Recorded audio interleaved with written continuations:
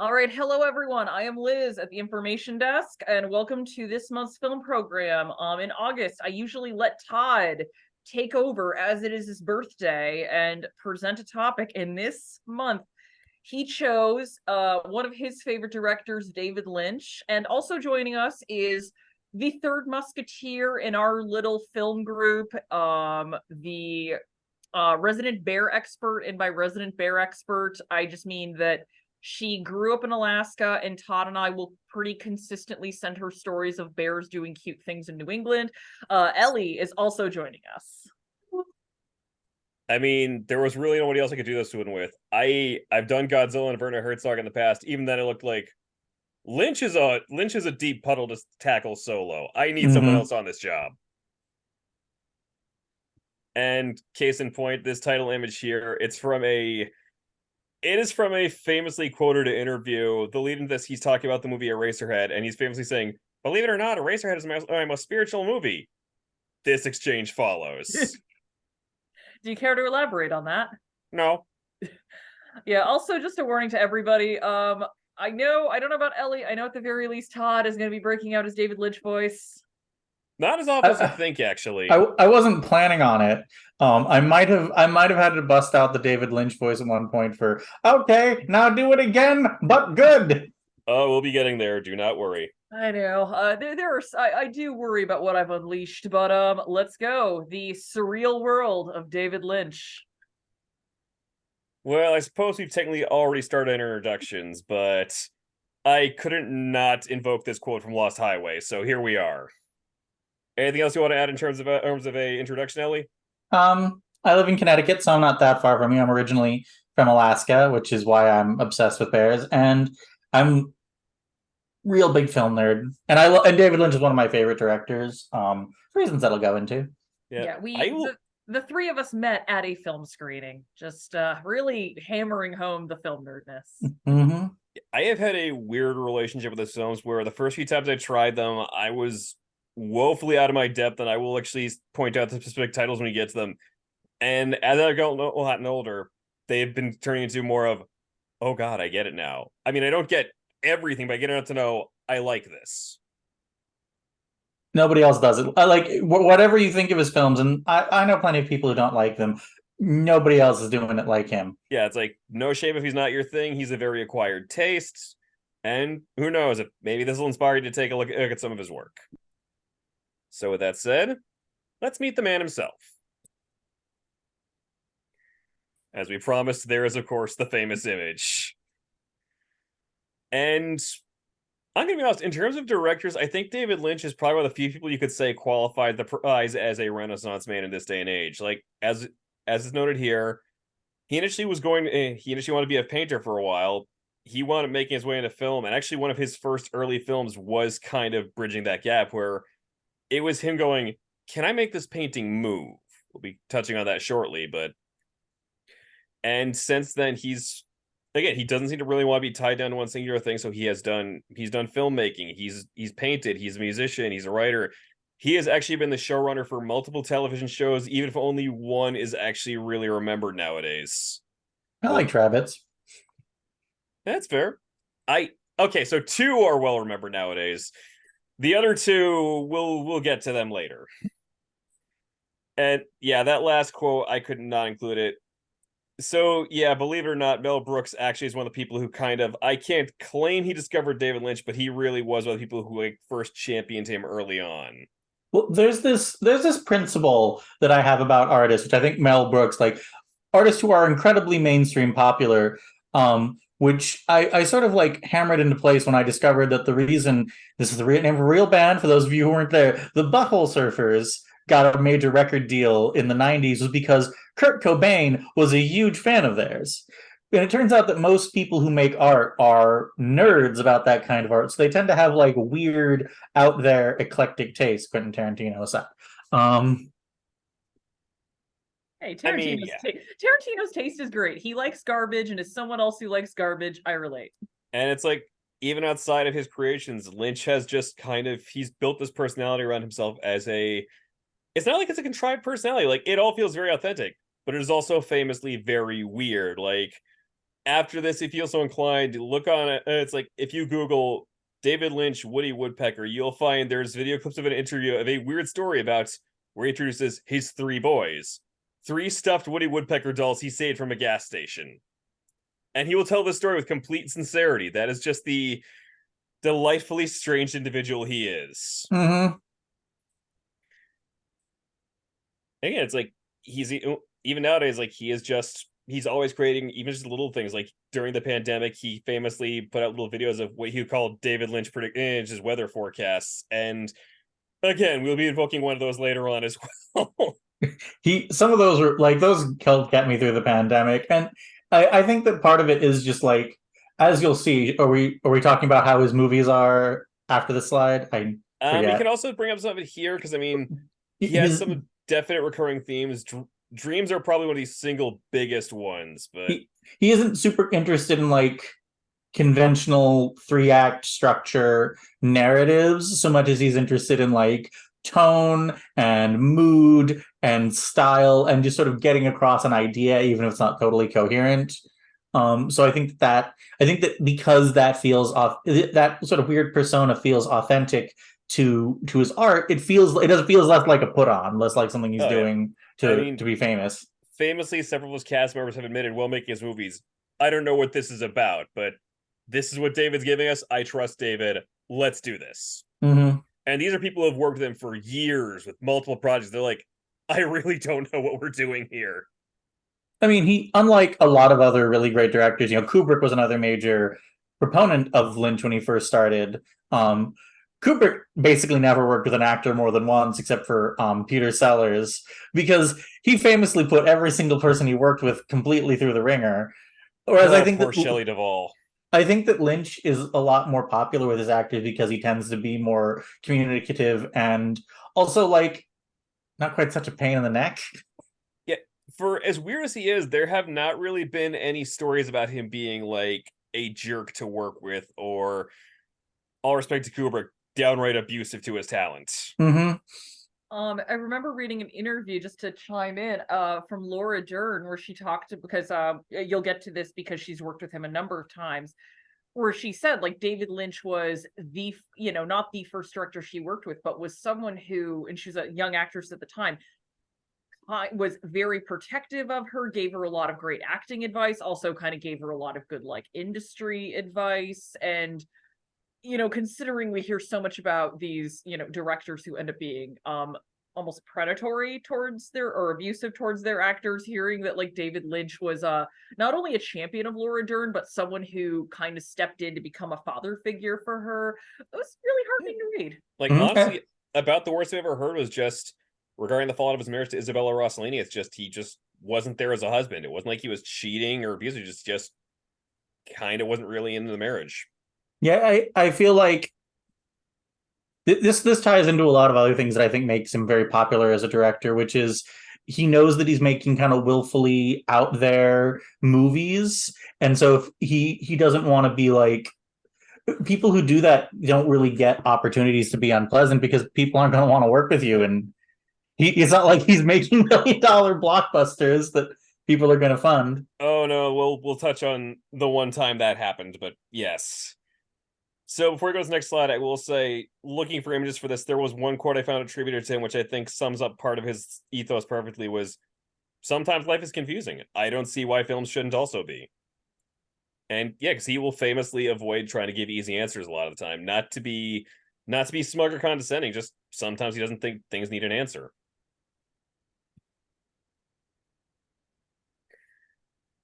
And to our point, this is just a handful of some of the names of people he has famously worked with repeatedly. Like, starting with Angelo Badalamenti, who did the scores to almost everything he worked on up until his death earlier this year, RIP. And similarly, no longer with us, actor Jack Nance, who was basically, I will die on the hill, I think David Lynch was the only director who ever knew how to use Jack Nance. I have seen him in other people's work, and he just doesn't seem like he fits in there. And you know what?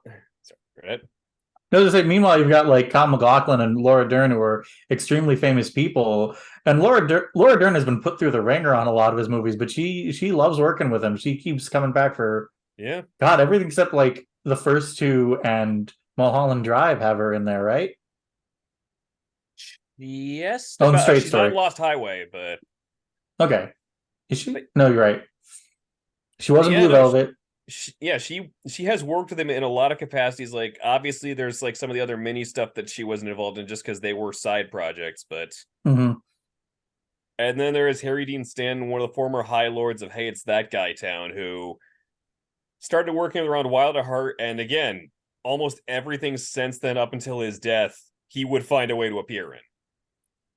Like again, I think Lost Highway was one of the one exceptions past that. Lost Highway is a rough watch. Yeah, I got to admit though, it's one where I watched it this year realizing if I had never seen this before, it would have rolled right off me. I watched it, and I was like, I actually like this a lot more than I expected I would. Mm-hmm. Mark Frost's not as many collaborations, but he's worth mentioning because among them, he was basically his big collaborator for television, and most famously, he is like the number 2 voice of Twin Peaks, which that is probably one of Lynch's most recognized things. Catherine Coulson has been working with him on and off camera since his early independent days. Like she actually worked on one of his short films going that far back, and funny enough, she was actually married to Jack Nance. I want to say I think they divorced in the 70s, like 70s, 80s, somewhere in that window. Julie Cruz is one where she hasn't has made, but it's like her music is one where as soon as you hear it, it's you automatically recognize her. Her music is a very signature part of several of Lynch productions, most notably Blue Velvet and Twin Peaks. Mm-hmm. And Grace Zabriskie is another where she worked with him once, and then he keeps calling her back for good reason, because again, she's kind of one of those underrated character actresses. Any others we want to bring up that didn't make this list, or? I mean, I just want to bring up this picture of his 4-year consideration campaign for Laura Dern. Oh yeah, you can't see it here. There's a cow, like yeah. I unfortunately five I feet had to off to the crop the side. cow out. I really It's wanted to leave it in, but it was not going to fit the slide otherwise. just a cow. I mean, I think we should credit Laura Dern's eventual Oscar win for I forget what it was, but we should It was partially Little credit Women. him. I thought it was Marriage Story. Oh, was it Marriage Story? I could have sworn Little Women was the best Should have supporting been actress. should have been nominated for Little Women, but I'll take her getting an Oscar for anything. Fair. She But should have yeah. won her Oscar for Twin Peaks because she's the best. She's the best thing in season 3. I mean, she should have definitely got an Emmy for that one, bare minimum. Like, it's her, McLaughlin, and Naomi Watts are the three, whereas, like, if they weren't, they should have been. Mm-hmm. Okay, so with that, let's get into the work. So these are just, bear in mind, he has made other short films since. These 4 in particular got cited because these were, strictly speaking, these were all before he made his first big feature. I will say that with an asterisk with regards to that last one. 6 Men Getting Sick was the one I actually first referred to, where it's like, it was kind of him going, can I make paintings move? Because that film is literally, it is an animation type thing where it is a reel of exactly what the title says. It's 6 people getting sick and working through that cycle that plays on a loop. Like the actual circuit only lasts about a minute or so. And then it's just designed to keep running in that continuous loop for however long you want to leave it playing for. The Alphabet, it was another kind of, he was dabbling with animation where it's, I want to say it was like 4 minutes and change on that one. Mm-hmm. And it is just, if you're familiar with his work, this is about what you'd expect from David Lynch does an animated version of The Alphabet. It is strange. It's kind of nightmarish. Apparently, it actually was inspired by a nightmare. And there's that. The Grandmother is, I think, the longest of the ones in this batch. That's a solid half hour. That is the only one of these that I actually saw. I see a lot of Inland Empire, like pre-Inland Empire stuff in The Grandmother. Personally, I might be wrong. You know what? From what I'll admit, I don't remember it as well, but I could definitely see the case for that. Because I kind of did like a binge of the short films, and yeah, that's a ride. It's a lot. ride. the amputee, the reason that was marked at an asterisk, and we're going to be coming to this shortly, is that was something he kind of did as a side project in the middle of the very long and troubled history of making Eraserhead. It was a short film. It's one of his first collaborations with Catherine Coulson, where the entire premise is literally it's a woman writing a letter while the nurse tends to her amputated legs. It's not as long as The Grandmother. It's not quite as out there, but that's really what it comes down to.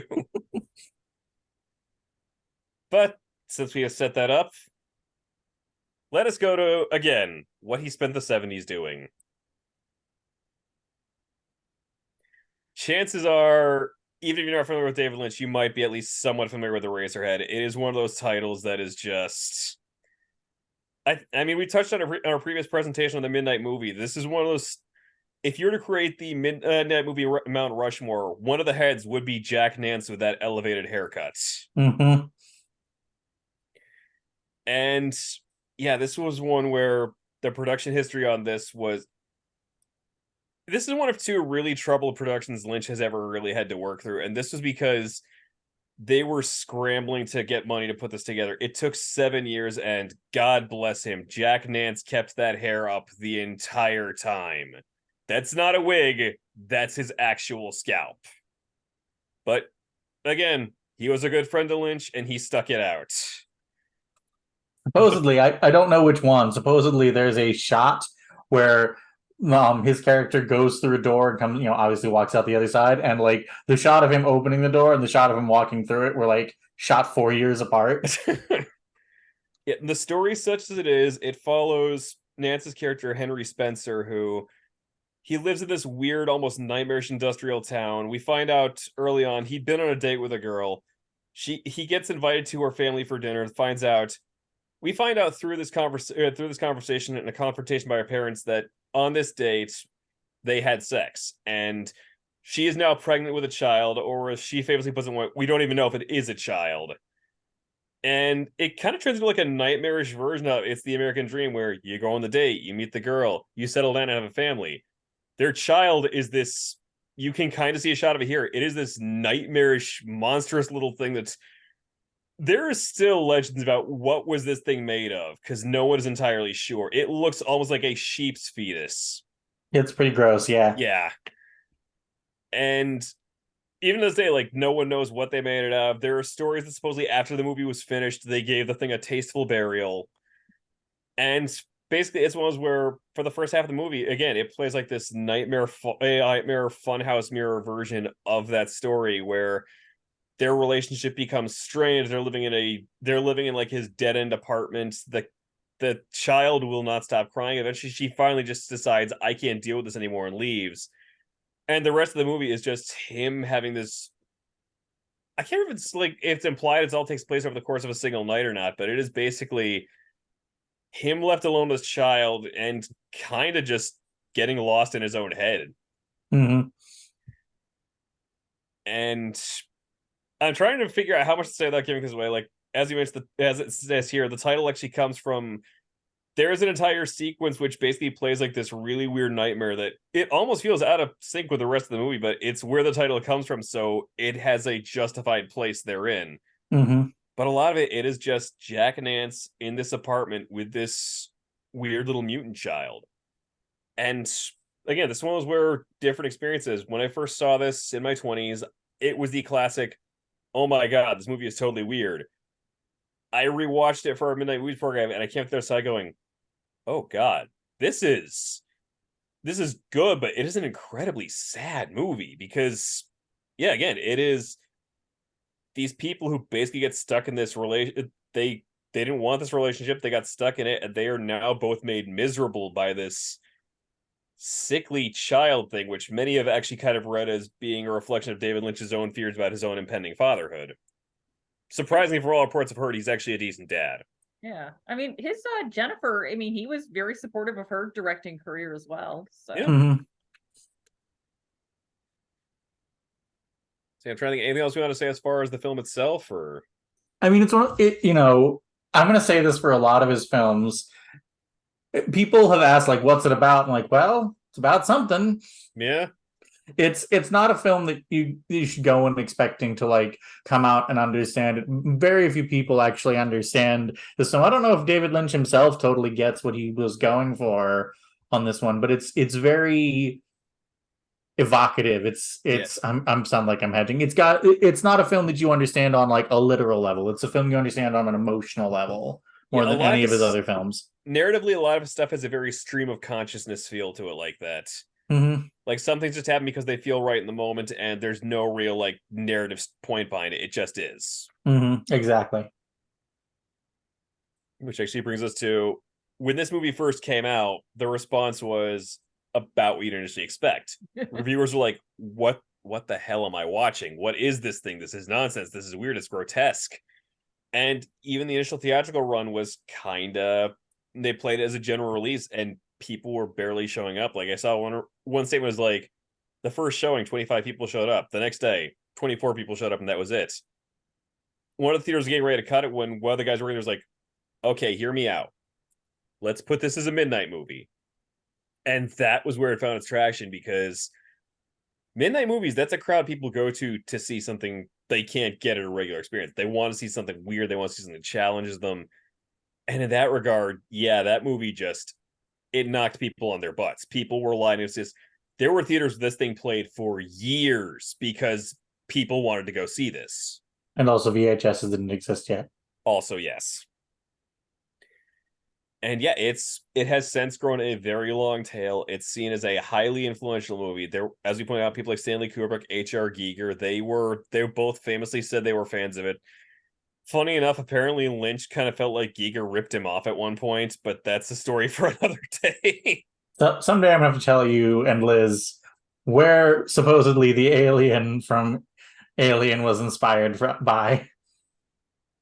I think I'm aware of it, but I don't know if it's something we can get into. Yeah, we're not just saying that live. Yeah, I don't think we could do a Giger program here as much as I would love to. No, we cannot. Sorry, guys. You gotta move on. And so we went from within a matter of a few short years, David Lynch went from being this cinematic curio and this weirdo indie darling to getting his first shot at the big time.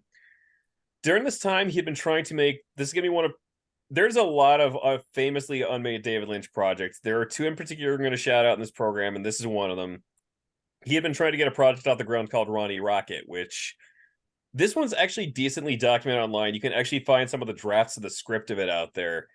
Like, I was going back and forth between two of them without realizing there were two different drafts until I went, wait a minute, this scene wasn't here before. Well, that explains why. And it's one where it's sort of, just from all the notes and what I've read, it basically plays like the weird bridge between Eraserhead and the Elephant Man, where it has that kind of hyper reality isn't great the right word, but it is almost a weird sort of alternate reality feel to it, where it takes place in this very industrialized world. Electricity's flying everywhere. One of the main characters, the titular Ronnie Rocket, is a dwarf who helps special abilities. And it is a strange film, and one where he tried for years to get the thing off the ground, and ultimately he never got there, to the point where he finally looked and went, enough time's passed. I don't think I can make this work the way I want it to anymore. Mm-hmm. But during the time he was working on this, he was kind of bouncing ideas back and forth with the guy who worked on the script for The Elephant Man. He went, take a look at this script. Lynch read it. He loved it. He wanted to get involved with this. And part of what got him in was Mel Brooks, of all people, who he was working on this project. This was also, and again, this around the same time, there was also like the stage play of the same name, which actually got them into some legal back and forth on that. But Brooks really wanted to tell the story of the screen. He saw the Eraserhead and decided, this is it. This is the guy I want to make my movie. And actually, I've got a quotation here that has been invoked with regards to that. Bear with me for just a moment. Because when they were running the dailies on it, there were studio execs who kind of felt like Lynch's style might not work, because it's more straightforward than an Eraserhead, but it still has a couple of moments where it gets into like some weird sort of dreamy sequences. There's a couple of moments where it gets into Merrick's head, and they pulled Mel Brooks aside. They're like, Mel, are you sure you want to do this? This is kind of weird. The famous quote that is attributed is Brooks saying, "We're involved in a business venture. We screen the film for you to bring you up to date as to the status of that venture. Do not misconstrue this as our soliciting the input of raging primitives." Mel Brooks' open contempt for money men making his movies has never ceased to delight me. And I mean, to his credit, he was vindicated. The film was a huge hit. It was, even though it did not actually win any Oscars, it was like tied with Raging Bull for the most nominations in 1981 when it came out. It's also like, I think, a really good example of what I was talking about, of like what makes Lynch keep getting a lot of leeway to make movies that aren't really like big smash hits from producers, which is the story that I always love telling about this movie is, so John Hurt was in a movie called Heaven's Gate, where he's in the prologue and he's in the epilogue.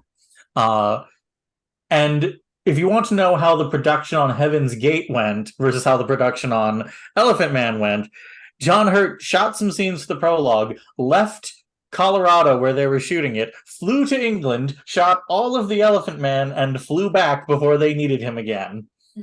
And that's sort of what I think showcases one of Lynch's talents, is that he, even when he's doing the weirdest stuff imaginable, he keeps it on time and under budget. Sorry, just minor correction. Elephant Man was 1980. It had a wide release in 81, but it's technically a That's fair. Okay, no, it's all right. No. I do have to say, with regards to Hurt's performance, this actually, watching it for this presentation, this is the first time, I don't know if there's a proper term for this phenomenon, but I think it's one of the great examples of it. The cited quotation there, "I am not an animal," this was things I've seen in a few movies. Like, the other that comes to mind is the "I drink your milkshake" scene from There Will Be Blood, where it is a line that pop culture has turned into a punchline because, taken out of context, it can be easily played to the absurd. And it makes it easy to forget when you watch it in its original context. This scene in the movie is heartbreaking because it is John Hurt he's under all his makeup, but it's like, it is him desperately pleading with a crowd of strangers to recognize his basic humanity. And as the scene goes on, you just hear this exhaustion in his voice of kind of that, "I can't anymore. I'm done." Mm-hmm. Yeah, it's I don't know if there's a specific term for it. Like, there's several examples of like scenes that are heartbreaking, or Breaking Bad has like 50 of these, where like a scene is like chilling or heartbreaking or terrifying in context, and then it got taken out of context and it's really funny.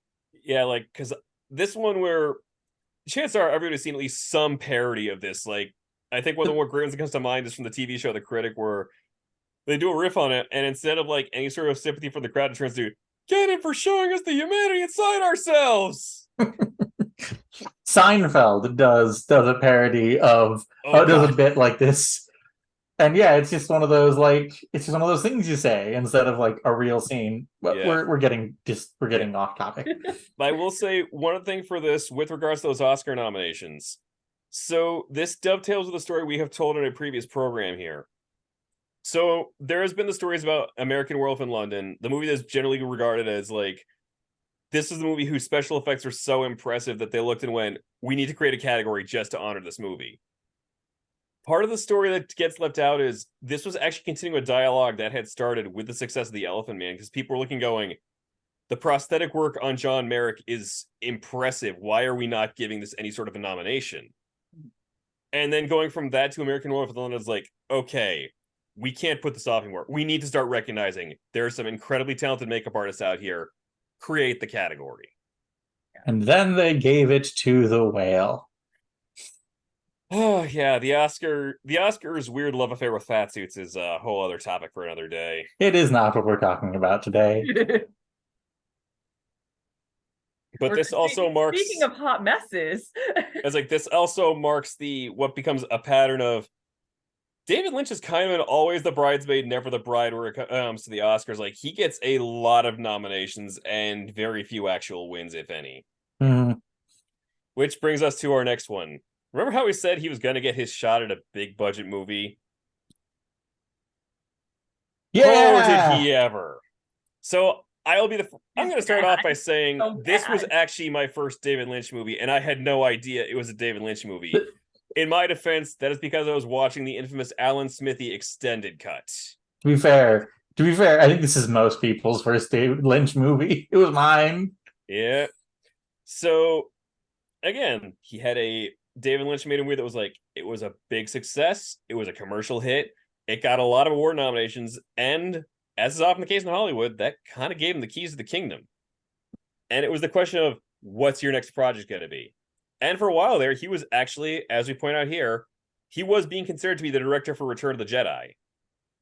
That didn't go through, and instead he got this offer from Dino De Laurentiis, who...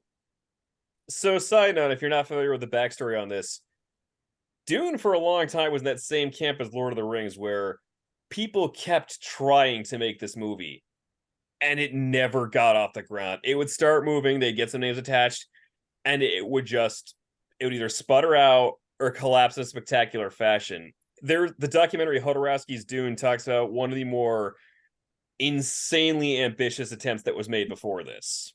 To be clear about insanely ambitious attempts, they hired this Brazilian. He was Brazilian, I believe. Yes, I want to say it was either Brazilian or Chilean. Let me double check.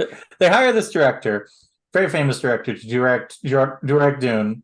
And this Dino De Laurentiis is a very complicated man, but he hires this guy, and the guy comes back like 6 months later, says, "Hey guys, so we spent 2/3 of our budget. We haven't shot a second of film. We're currently planning a 14-part, 8-hour epic." And Dino De Laurentiis says, "Are you insane?" Okay, so he was from Chile. Okay, Chile. And so that's when they hired Lynch, who had never read the book at this point, which is my favorite detail. Yes, from what interviews I've read, like half the appeal for him was like, it was the same reason he was interested in Star Wars, like the opportunity to make a movie where it's like, I get to completely build up the world this is taking place in. Can you imagine Return of the Jedi if David Lynch had directed it? So here's where my hot take comes in on this. Watching Dune for this for this presentation, I kind of came to the conclusion, I'm honestly glad he didn't get to direct Return of the Jedi, because I love David Lynch. I love a lot of his work. I think that the first time I really put into words watching his version, he can't direct action. I'm sorry, he can't. Mm-mm. Like, even if you look at a lot of the action scenes in Dune, and it is a lot of people pointing and shooting, there's a couple of hand-to-hand combat scenes, but they all look very staged, very choreographed. There is a sequence that comes to mind during it's basically during an entire battle scene raid moment where you see people they're supposed to be getting blown away by explosions, but they're very clearly making choreographed stage jumps. And again, this was his big budget epic, and whew, but it did give us Patrick Stewart, so how bad could it be? And again, it marked the beginning of what would become his famous friendship and collaboration with Kyle MacLachlan. MacLachlan apparently he's got a fondness for the movie. Lynch, for a long time, he did not want to talk about this movie because he had such a bad time making it. Which brings to one of these side notes on this. There's a lot of there's been a lot of talk about like different cuts of this movie. There is no official director's cut of Dune. At least the Lynch cut. Yeah, there's the theatrical edition. There was a made-for-TV extended cut, which he famously wanted his name scrubbed from because he had no say in it. He did not approve of it. And to his defense, some of the new editing in it is really kind of janky. They give it an entire 10-minute prologue that is just a narrator talking over still images. And there's supposedly a fan cut called the Spice Diver edit, which only really has relevance because some of the European releases have included that version on there. All right. Just to give you guys the time, we are at 7:10 right now. Okay, so we should keep going. Yeah. But the failure of this movie did give us one good thing. So, in the immediate aftermath of this, after the movie became a massive flop and basically shot down any chance of him being a big budget director, he was still contracted with Dino De Laurentiis. And he wound up basically getting an okay after that to go you know what? You're still on contract. I'm going to give this next movie, you can do it for cheap. You can do whatever you want, but you need to do it for cheap. And so he made probably one of the best movies of his career, Blue Velvet, which it's him making a very dark, very psychosexual take on a noir thriller. So Confession, this was my first Lynch movie. My library had a copy. I rented it when I was about 15. I was 14, 15. I was way too young for that. Yeah, I kind of I'm blame this movie for putting me off to Lynch in a way, because I just associate it with, what am I watching?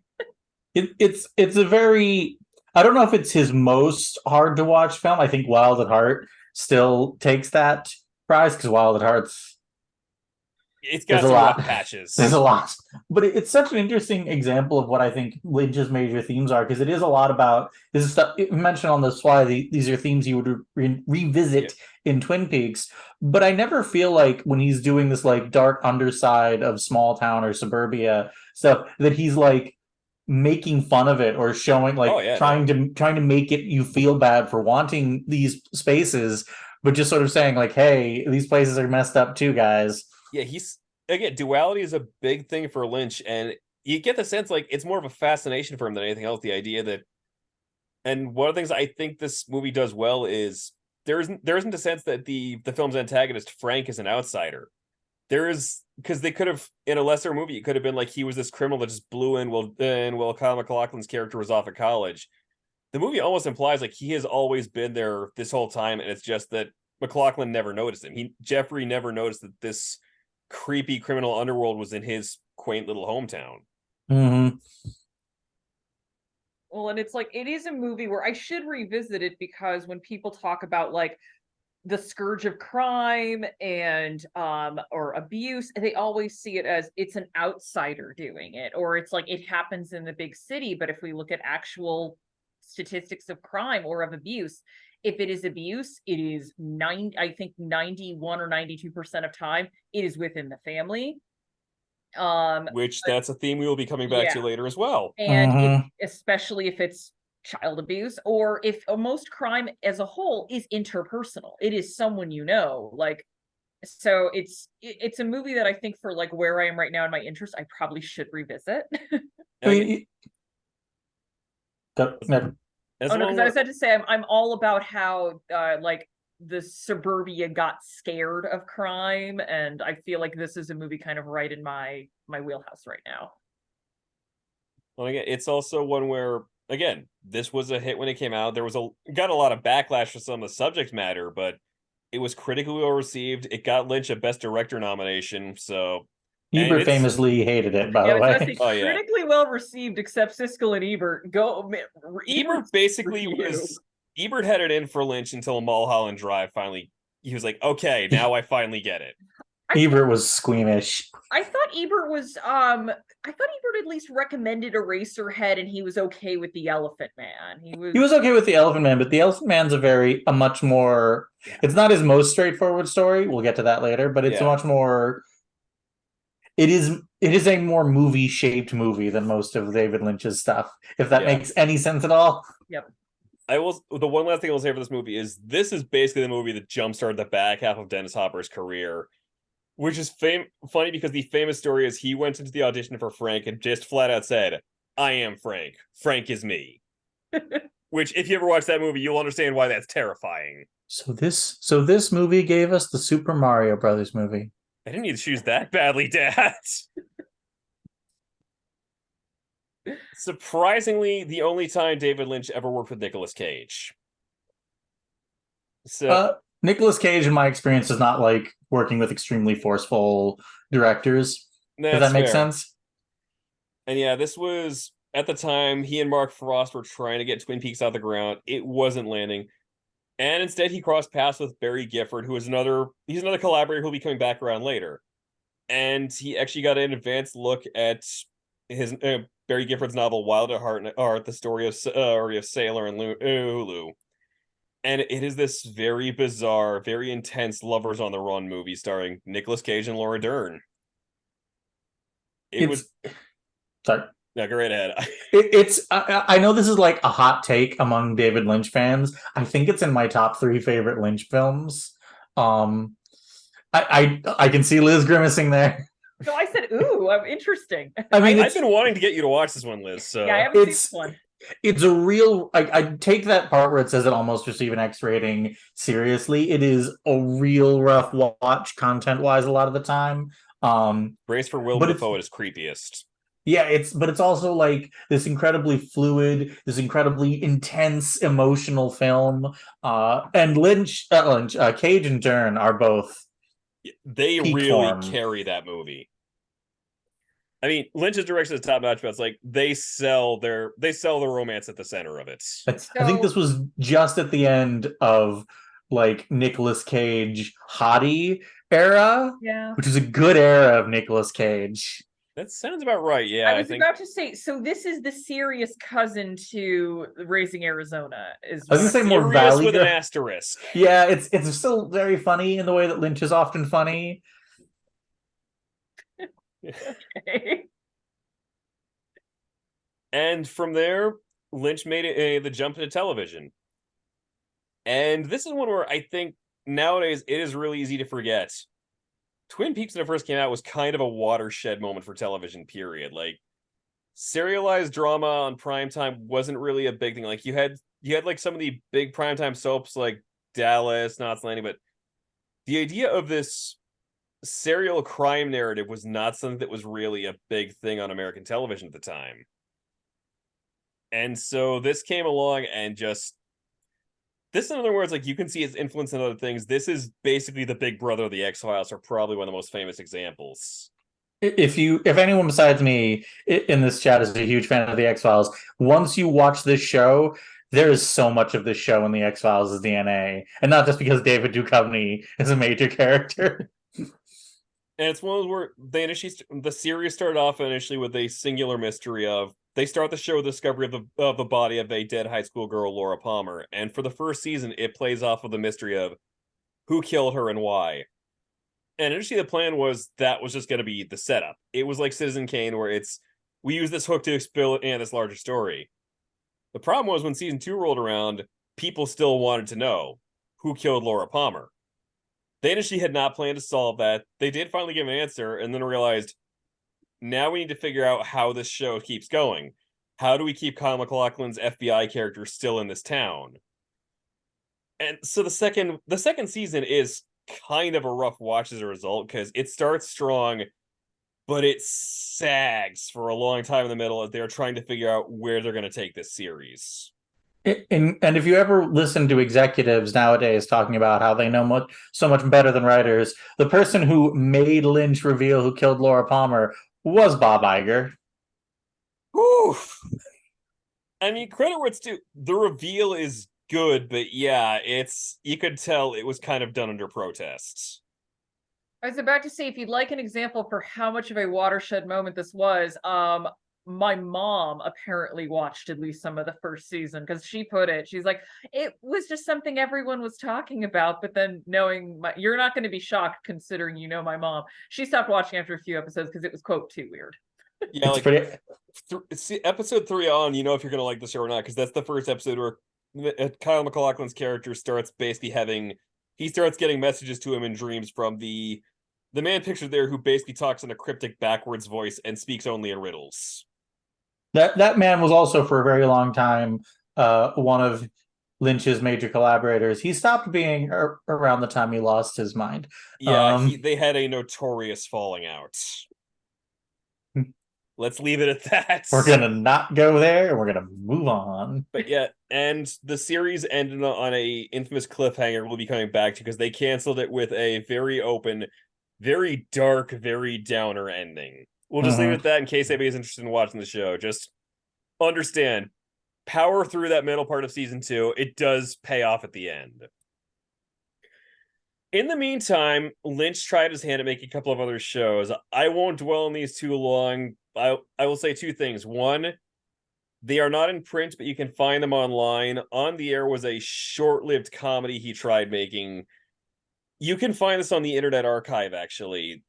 The US run got cut short. The version you find on Internet Archive was taken from a Japanese release, so it's got Japanese subtitles on it. Hotel Room, it was a pilot that didn't get picked up for a longer thing. Honestly, it's of the two, I'd say it's the one to watch. They have their moments, like Miguel Ferrer and On the Air is probably the best thing about it, as the show's violent, surly, comedic straight man. Hotel Room, two of the stories are kind of forgettable. The third one actually works because it's this little closed room drama and starring Alicia Witt and Crispin Glover. And again, their performances sell what would otherwise be kind of forgettable. They're not bad, but these are things I would really only recommend for a David Lynch completist. That's about it. That's about the best I can say for them.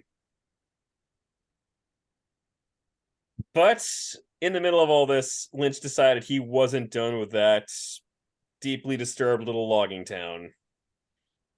As we kind of touched on before, Twin Peaks, like Blue Velvet, it does go into that duality of the small town America and very much the question of like the nature of evil. He dug into that much more on this movie, which is decidedly, it has less of the weird, quirky elements of the TV series, and instead it focuses on the days that led up to the murder that starts the show. It is this is a rough watch. It gets into themes like family abuse.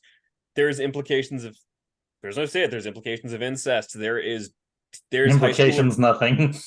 I'm trying to be polite here, but yes, there is high school drug use. One of the big dualities that the show touches on is the idea that Laura Palmer initially seems like she is your classic high school homecoming queen. And the more they dig in, the more they find out this was a genuinely very troubled, very psychologically scarred young girl. Okay. It's like, and again, because this was such a harsh watch, this movie got scorched when it came out. Like a lot of David Lynch's stuff, the initial reaction was revulsion that kind of turned around to, okay, I get it now. It did do very well in Japan because for some reason Twin Peaks is absurdly popular in Japan. But one of the things that I think is so interesting about it is like you end your show on this huge cliffhanger and you get a movie and people are like, oh my God, he's going to resolve the cliffhanger. And I find it so interesting for Lynch as an artist to take that opportunity and go, no, I am going to recenter the narrative on this girl. She's not just, a dead body wrapped in plastic. She was a real person who really suffered and then died horribly. That's what the story is about. That's what I like about him. I will admit, I had that arc where this movie I hit at 3 points in my life. The first was seeing it on, of all things, Monster Vision with Joe Bob Briggs, where I had never seen the show, and it just rolled right out. Be like, I get none of this. Second time was after my first time watching the series, and yeah, I went in looking for answers, and I came away frustrated. Then I went to seeing a midnight showing, and that was where it hit me like, oh God, this might be in my Lynch top 3. I will say that much. Mm-hmm. And again, it's a rough watch. There's parts of it that hit hard, but it is well worth it. And with that, we are going to leave that town for a while. See you in 25 years. And speaking of rough watches, this marks the first of a trilogy of films Lynch did, which could basically be shorthanded as his Los Angeles trilogy. I don't know if it's ever been appropriately titled as such, but yeah, this was he reunited with Barry Gifford post Wild at Heart. And this actually got inspired by the title, just stuck out to Lynch, and they built the story around it. And yeah, at this point in his career, he starts eschewing the linear narrative more and more. He has openly called this movie a psychogenic fugue state.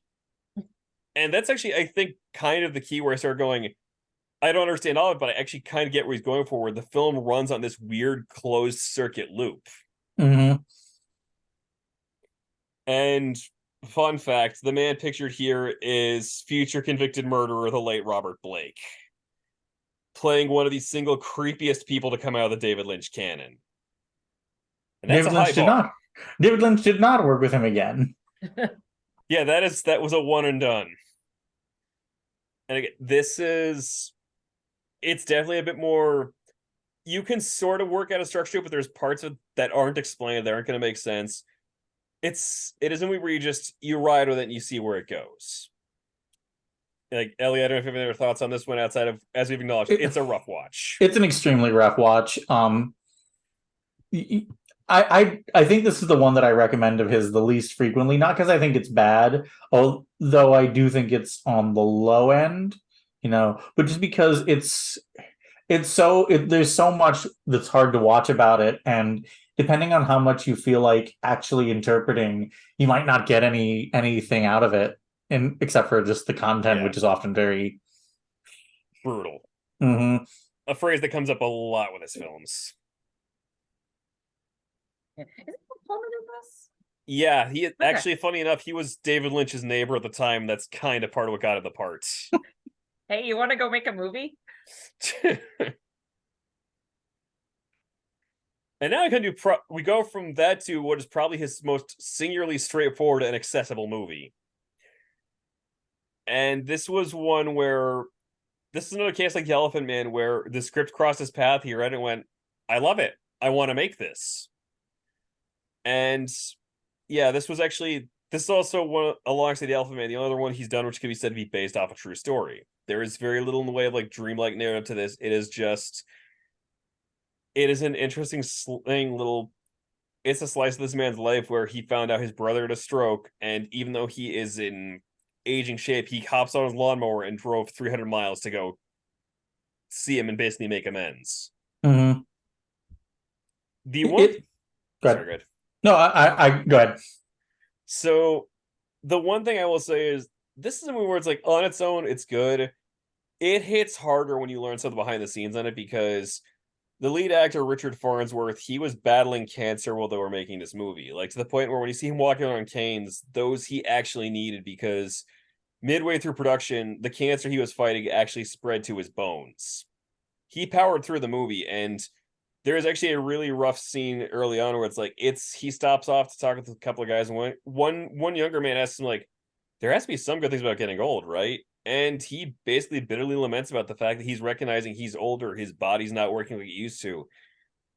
And when you know what the actor was going through at the time, it's that moment hits. It's usually described as Lynch's most accessible, most straight film.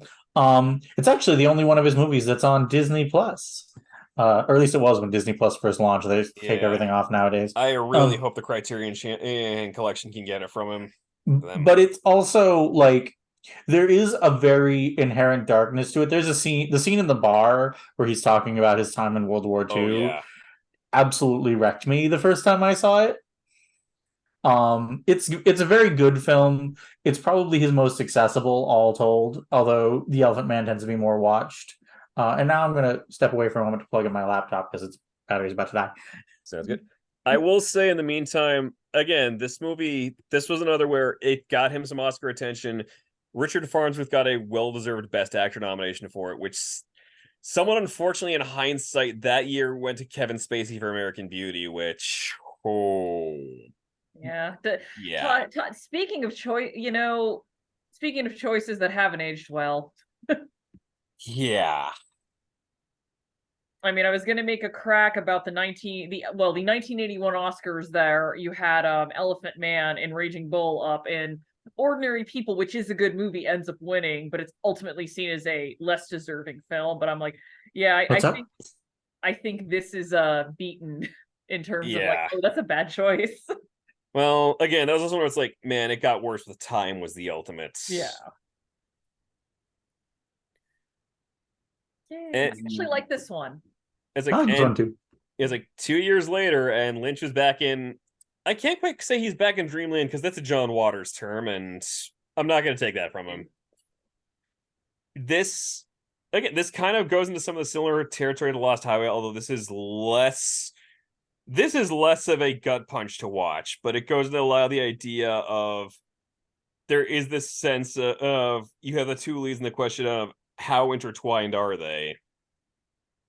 And just the idea of how much are you sure of who you really are? Honestly, the film I'd kind of want to pair this with weirdly Satoshi Kon's Perfect Blue, because there is that it's the blurred reality and that really dark subset of how far are you willing to go to be famous. I will also say that this was my second David Lynch film. I picked it up back when I was a high school boy with me and my friends, it's one of those movies you picked up because, like, oh man, Naomi Watts gets it on with a girl in this movie. Then you're watching the movie like, what is happening here? Yeah, because I remember when I got to that part, I was like, wait, where is this going? And then when it gets to the end, it's like, oh, crap. Not Bound that way too, but Bound was a much easier watch.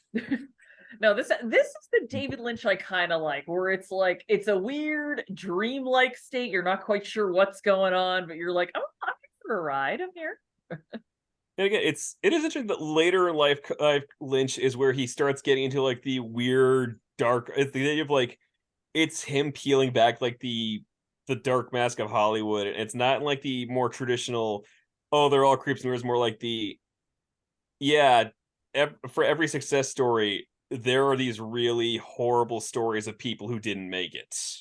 And very important, it also has a hysterical cameo from Billy Ray Cyrus. Oh God, that's right. Yep. Which, fun fact, apparently he blames his involvement in this movie for how Miley Cyrus turned out. No, I Billy, think Miley Cyrus turned out. Yeah, I think Miley Cyrus turned out great. It's like she's doing fine, Billy. This is a you problem. And then 5 years later, we got what is currently like the final part of his LA cycle, and definitely the most abstract of the three by a country mile. Honestly, except for maybe Eraserhead, it might be his most abstract film. Yeah, this is one where you have to watch. Like, I gotta come back to this again when I've got more time to really just soak in it. But it is genuine. It's engaging. There's a lot to work with there, and it's that idea of how sure are you of who you are, where it's you have Laura Dern kind of playing through multiple different characters in multiple different storylines. You have like this film production, which is supposedly it's a remake of a cursed movie. There's a version of her that's living in the 1930s. Again, don't go in trying to get a straightforward story. Just let it wash over you. You mentioned pairing Mulholland Drive with Perfect Blue. I would pair this with Millennium Actress. Ooh, I hadn't even considered that, but I like this idea. I mean, wasn't Satoshi Kon on record as being a Lynch fan? I would believe it. I think he liked Lynch. Yeah, they tackle a lot of similar themes sometimes. And also of note, this was his first. Basically, after this, David Lynch was like, "I'm never going back to film again. Anything I film from here on out, it's all digital." And it's also his last feature film to this day. Yeah, yeah, and it's one where bear that in mind as you watch it, because like it's still new medium for him, so there's some parts that are visually a little rough to watch, not like a oh god this is horrifying, more of a he's still kind of figuring out digital. But again, it's one where if you're curious, give it a shot. Just don't go in expecting easy answers. Just take it on its own terms. I mean, even Laura Dern, who's worked on numerous times, went like, I don't know what this is about. I get my pages for the day. I film. We'll see how it all comes together in post. But this wasn't her last turn in the David Lynch rodeo. He's made more stuff since then, but this is like his last really big project he has done. Because for years there was the on and off of, are they ever going to come back to Twin Peaks? And then there were rumblings that were in the lead up to 2017 were like, wait, are they going to do this? Are they actually going to seriously do this?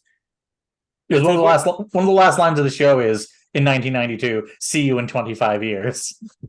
And yeah, people were like, when the news finally got confirmed, people were like, oh my God, it's happening.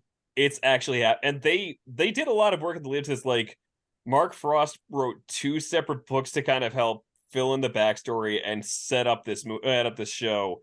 One of which I will say, if you're curious, do not read the final dossier before watching The Return, because it kind of spoils where the series is going. It also explains a little bit. It's like, yeah, you'll kind of know without really letting the show just unfold for you. It's such an interesting like finale to the show, because I don't think like they've hinted that they want to do more, but I don't think that's sincere, especially since, without going too much into why I know this, Showtime hated this show. The site, the channel that aired it, they were furious. It wasn't getting the numbers they wanted. It's It was funny because like expensive. this is one of the most critically acclaimed shows they have done to date. If you want to know how critically acclaimed, like critics, not audiences, if you want to know how critically acclaimed this was, Cahiers du Cinema named it the best film of the season, the best film of the 2010s. Like And they loved it. Critics loved the show, but it's very much sort of, it's almost kind of a repudiation of like wanting closure, wanting endings, wanting nostalgia in general.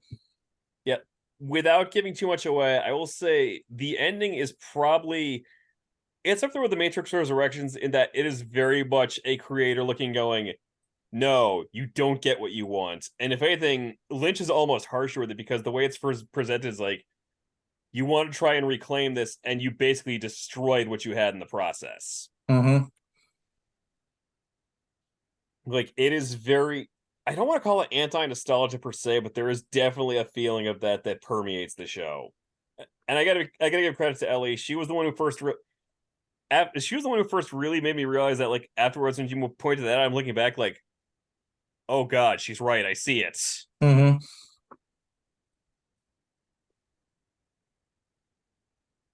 I know this is like hearing you two talk about this has made me want to potentially go back to Twin Peaks because that was a show that I overall liked, but like a lot of people, I kind of fell off in season 2. Yeah, again, I'm trying to figure out the best spot I'd say to probably jump back in, and I think when they bring Wyndham Merlin is when the show kind of starts getting footing again. Yeah, I will warn people who want to get into the show to see this ending. The finale of the show is very it's very cathartic. It's a very good ending to the story they're telling. It is one of the bleakest pieces of television I've ever seen in my life. This is a weird comparison I never thought I would ever hear myself make. I look at the ending of The Return the way I look at the Final Phantasm movie. It's not a narratively satisfying ending, but it is emotionally very satisfying. Yeah. And with that, we're now into the Q&A. This was from his weather reports during the pandemic, and it's just one of my favorite videos. Seeing that the first time, I was like, "Good morning. It's what day is it now?" I mean, that was all of us during the pandemic. It was like, I don't know. I'm not leaving my house that much. And I mean, in a way, there was something kind of inspiring about the fact that during this time, he just looked and went, no, I'm still going to create.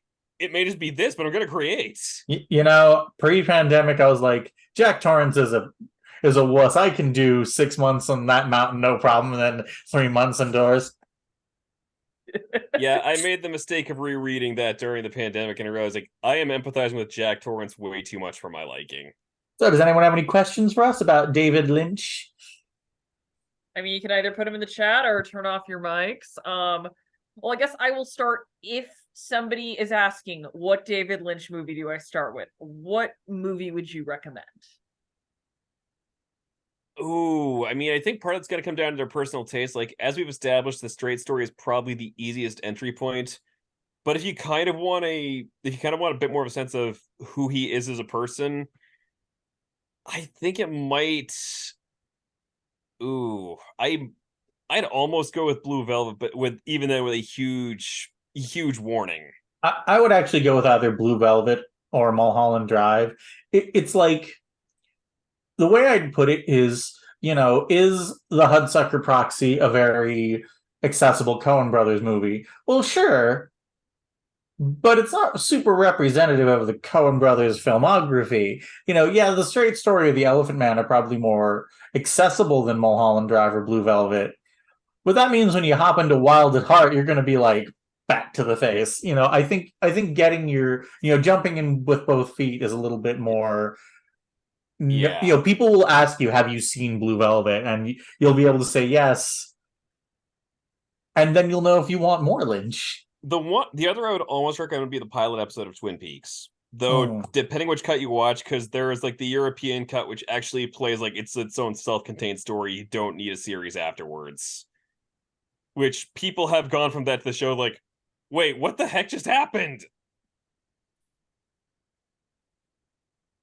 Or you could watch the I don't know if he actually directed them, but I'm just going to say you could watch the series of commercials in Japan for coffee starring Kyle MacLachlan as Agent Dale Cooper. Is Twin Peaks big in Japan too? Twin Peaks is huge in Japan. Oh, yeah, you mentioned that. Yeah. They loved Twin Peaks. I've never been able to figure out exactly why. Based on some of the non-anime Japanese art I consume, like Murakami, I feel like Japanese art has a greater, how do I put this in a way that has a greater tolerance for abstraction. I think there's something to be said for that. makes Yeah. sense. You I know, mean, a lot of Kobayashi very comes to mind. oh yeah, Satoshi Kon we already mentioned, Murakami I mentioned, even like very famous Japanese horror films like Pulse are very, very abstract, very, very narrative light, and just kind of vibes. Yeah. Oh. And you're welcome. Oh. Yeah, I was about to say, someone said, great overview, inspired us to rewatch some of these. Excellent. Yeah, no, as I kind of mentioned, you can gather, I am actually not, I love David Lynch as a person. I have complete respect for him as a creator. I just, again, seeing Blue Velvet at like 14, 15, I think really kind of put me That why you hate oxygen masks? I mean, I've continuously said I'm gonna go back to Blue Velvet eventually. I'm gonna be honest. I had a hard time finding a work safe quote from that movie before I finally settled on that's a human ear, all right. Yeah, it's and I've watched his Dune, which I was like, no, and I watched Eraserhead, which I appreciated, but I'm like, I don't know how much I want to revisit. I did like Mulholland Drive, and out of my love of Laura Dern, I'm probably gonna go for Inland Empire.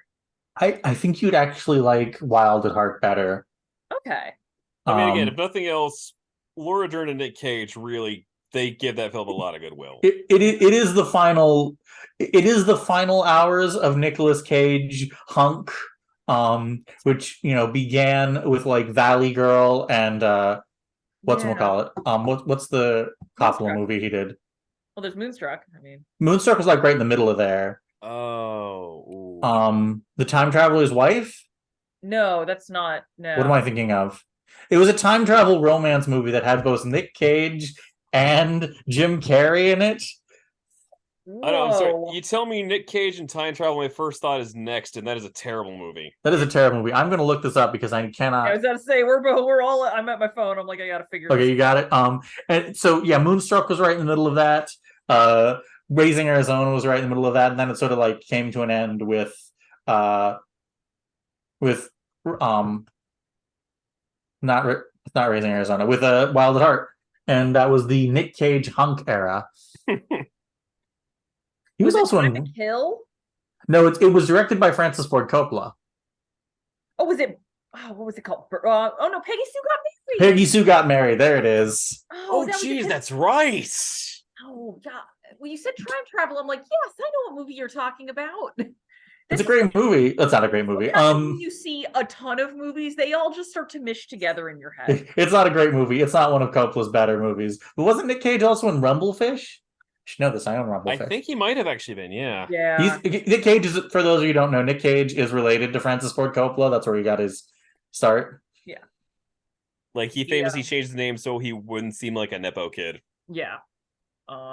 He is actually, I believe his first on-screen debut is he is in the crowd in Fast Times at Ridgemont High during a football game because he was only 17 and he could not legally film most of the time they were filming because it was at night. Laws applied to child actors. Yeah. Yeah. Speaking of movies I've confused, I actually got Full Metal Jacket and Apocalypse Now confused. And I was like, oh, that's embarrassing. They're both nom films, I know, but nom films made by auteurs, but I was like, oh, that's embarrassing on my part. Sorry, everybody. The one time we're looking go, Kubrick's might have been the least abusive shoot. Oof. Yeah, that was a rough time for all involved. But believe it or not, Nick Cage, very convincing hunk. Yeah, I will tell everybody, go back and watch Valley Girl, although he's 18 in Valley Girl, and I'm of the age now where I'm like, oh, that feels a little weird, but you watch him in Moonstruck, and he's good looking in. He's good looking in Moonstruck, and he's really funny in I Moonstruck. love how all of our conversations eventually just double back to Nick Cage. I mean, He's a Cronenberg, fascinating too. He man. is really good in Wild at Heart. Yeah, which eventually one of these days the three of us should collaborate for a Nicolas Cage program. But as I've joked about a number of programs, this will be 3 hours long. You just say, like, how can you cover Nicolas Cage, a man who has been acting consistently insanely regularly since the 80s? I mean, we can. Well, I mean, as I'd say, skip a lot of the aughts. So let's be real. As I'd say, when you put it like that, kind of tying it to some Lynch people, that'd be like trying to do a program on Harry Dean Stanton. You're gonna be there all night. You're gonna just go by the decade and pick out a few films to talk about. But with that, I am just gonna give a couple of notes. Upcoming films. So next month we are. I'm doing a program, but it is going to be the third Monday of the month, because second Monday of the month we're getting back from Camp John Waters and we will be tired. And I have done programs on that night before, and let's just say, to put it nicely, never again. Oh yeah, that was a rough night. I need sleep. But it is going to be on A History of Hollywood Strikes. As of right now, I think that SAG-AFTRA and the WGA went back to negotiations. We haven't heard how they've gone, but it's looking like the strike might last a while. But I'd like to look at other strikes, such as the big Disney animator strike of the 40s, the very short director strike of the 80s, and the last time both SAG and the WGA were on strike, which was the early 1960s. And it's fascinating because Hollywood, especially now, like back in the day and now, is one of the most union-heavy industries in the United States. So fascinating pro to look at. October, Todd and I are going to be covering Italian horror, much like body horror. Buckle up, everybody. It's going to get a little gross. Drop blood will be spilled, eyes will be gouged. Yeah. I mean, we're definitely going to, be careful with what reference images we use, but Todd and I love that. Especially just from the late 60s into the mid 80s, just a beautiful period of ripoffs and low budget gore. It's great. Not for everybody, but it's for us. November, we are going to be doing, Todd and I are repurposing a program we did for Animate Boston a few years ago, which is called So You Want to Get Into Japanese Cinema. So if you're looking what do I want to get into? What is anime? Do I have to watch that? The answer is no. Who do I watch besides Kurosawa? Who are some of the current filmmakers I should be looking for? We're going to answer that. And we're going to round out the year with a fun program in December called Snowed In Cinema, because it's winter, we're in New England, the Farmer's Almanac says it's going to be cold and bad, so let's pick some things to watch while we're snowed in. So we're not going to be talking about the ice storm. Actually, we had considered that one. We considered it. Believe it or not, I went to high school in the town where that movie is set. Yeah, but there should be an asterisk on that of you're just going to get depressed, but it's good. But, stuff like The Shining, and then we're, in The Thing, but then we'll also give some hey, are you sick of the snow? Here is, here's Dune, the good Dune, the one that Denis Villeneuve directed. Which, I mean, who knows if Dune Part 2 is coming out? I know Todd is monitoring that, Well, partially because, again, I'm looking to do a reread in anticipation of Part 2, but it's okay, Warner Brothers, make the call so I know whether to get started. Alrighty, but it is about 7:50. So next month it is going to be, I'm just going to check the date so I get it correct. Yes, it is going to be September 18th is going to be the History of Hollywood Strikes. And with that, I will bid everyone adieu and have a great night. Ellie, always great to see you. Always good to see you. And I will actually, speaking of September, we will be seeing you in person in September. So, alrighty, have a good night, everyone. Peace out. Night.